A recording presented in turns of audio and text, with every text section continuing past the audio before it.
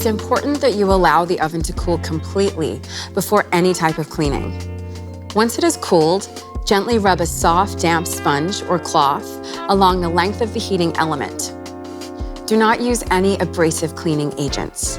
Otherwise, you may damage the metal surface.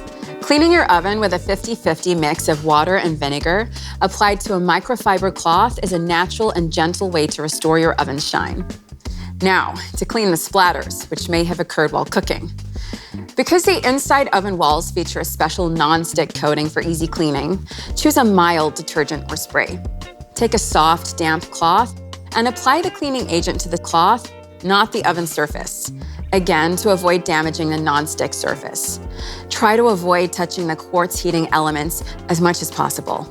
Before plugging the smart oven back into the power outlet and turning the oven on, let all surfaces dry thoroughly.